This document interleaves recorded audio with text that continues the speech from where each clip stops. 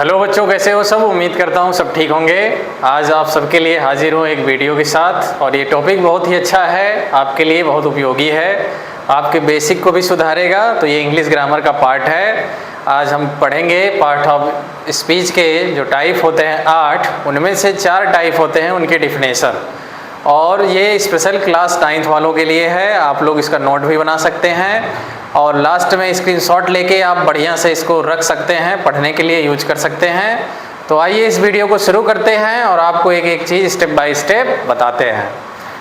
और तो देखते हैं हम लोग।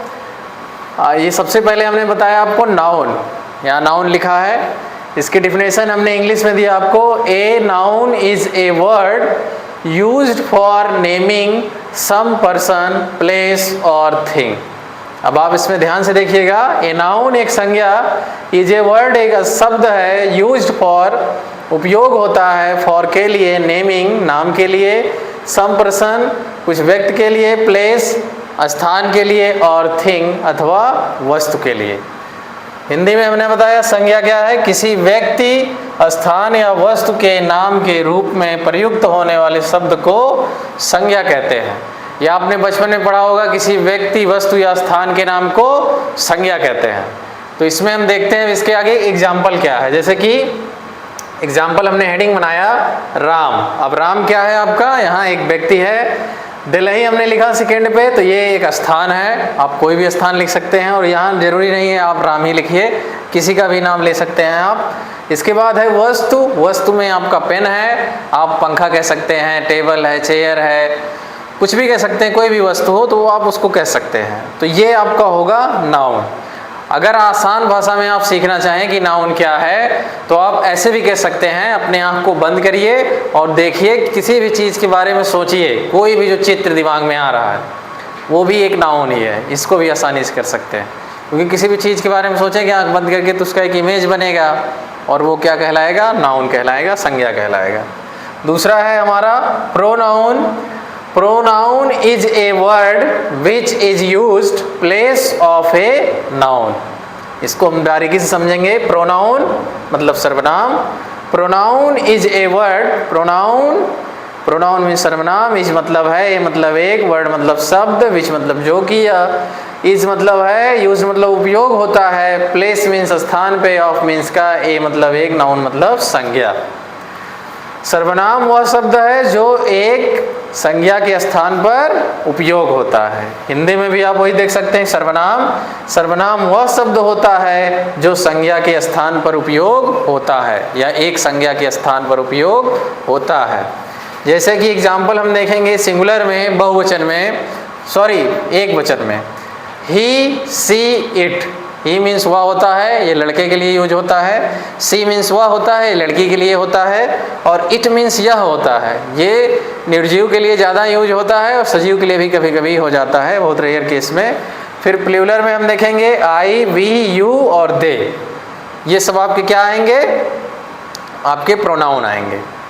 आगे हम देखते हैं दूसरा है एडजेक्टिव। जैसे कि an adjective is a word which qualifies a noun और ए प्रोनाउन। इसकी हम देखते हैं फिर से। एडजेक्टिव मतलब विशेषण। एन एडजेक्टिव एक विशेषण। इज मतलब है, मीन्स एक, वर्ड मतलब शब्द, विच मीन्स जो कि, क्वालिफाइज मीन्स बताता है उसके बारे में, किसके बारे में, ए नाउन एक नाउन के, एक संज्ञा के, और एक प्रोनाउन अथवा एक सर्वनाम के। क्वालिफाइज का मतलब उसके गुण को बताता है या उसके स्वभाव को बताता है, आप कह सकते हैं। जिसको हिंदी में देखेंगे हम विशेषण। विशेषण वह शब्द होता है जो किसी संज्ञा या सर्वनाम की विशेषता प्रकट करता है। अब संज्ञा और सर्वनाम की डिफिनेशन ऑलरेडी इसके ऊपर आपको बताई गई। संज्ञा मतलब जैसे कोई व्यक्ति है, जैसे राम है। अब कहा जाए Ram is a good boy, तो इसमें जो गुड है वो क्या है, राम की विशेषता है, और राम यहाँ पे क्या है, नाउन है। तो इट इज कॉल्ड, यह क्या कहलाएगा आपका, एडजेक्टिव।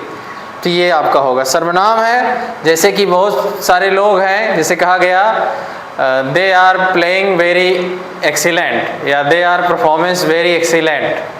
तो इस तरीके से कह सकते हैं कि वो लोग बहुत ही अच्छा कर रहे हैं। तो यहाँ जो एक्सीलेंट आया मतलब वो सर्वनाम बताया जा रहा है उसके बारे में कि वो लोग बहुत अच्छा काम किया। जैसे एग्जाम्पल है गुड अच्छा, बैड बुरा, सम मतलब कुछ, etc मतलब इत्यादि हो जाएगा, इसमें आपका आ सकता है। लास्ट है नंबर 4 पे हम देखेंगे वर्ब है। A verb is a word use to describe an action, state और ऑकरेंस। इसकी हिंदी हम देख लेते हैं। वर्ब मतलब क्रिया होगा, ए मीन्स एक, वर्ब मतलब क्रिया, इज मतलब है, ए मतलब एक, वर्ड मतलब शब्द, यूज्ड मतलब उपयोग होता है, टू मीन्स के लिए, डिस्क्राइब मतलब बताने के लिए, व्याख्या करने के लिए, एन एक्शन एक कार्य को, स्टेट अवस्था को और ऑकरेंस अथवा प्राप्ति को। तो इसको हम देखते हैं फिर से बारीकी से। क्रिया, एक क्रिया वह शब्द होती है जो किसी कार्य, दशा, दशा का मतलब जो स्थिति होगी, या घटना, इवेंट्स भी हम कह सकते हैं, का वर्णन करने के लिए प्रयुक्त होती है। जैसे कि एग्जाम्पल है आपका ईट, ड्रिंक, स्लीप, etc। जैसे ईट हो गया आप खा रहे हैं, ड्रिंक हो गया आपने कुछ पी लिया, स्लीप मतलब आप सो रहे हैं, तो एक इवेंट्स के थ्रू या एक घटना के थ्रू ये आएगा छोटा सा, etc इसमें इत्यादि होगा। और अगर आप और भी सरल में चाहते हैं कि सर हमको आप और सरल भी बताइए वर्ब की जो है डिफिनेशन क्या है, तो आप कह सकते हैं any action word is known as verb. कोई भी कार्य करने के जो शब्द होते हैं वो आपके कहलाते हैं वर्ब। मतलब जैसे आप सो रहे हैं, खेल रहे हैं, दौड़ रहे हैं, उठ रहे हैं, बैठ रहे हैं, लिख रहे हैं, पढ़ रहे हैं, सुन रहे हैं या कुछ गा रहे हैं, ये सभी चीज़ें आपकी वर्ब में आएंगी। तो आप चाहें तो इसका स्क्रीनशॉट ले सकते हैं, इसका नोट बना सकते हैं या अपने दोस्तों के साथ शेयर कर सकते हैं, या जिन बच्चों को बेसिक नहीं तैयार है वो बेसिक तैयार कर सकते हैं। इसके दूसरे पार्ट में हम कवर करेंगे, इसके 4 पार्ट हैं। तब तक के लिए आप लोग पढ़िए और आगे बढ़िए। इसी के साथ जय हिंद, जय भारत, पढ़ते रहिए, आगे बढ़ते रहिए।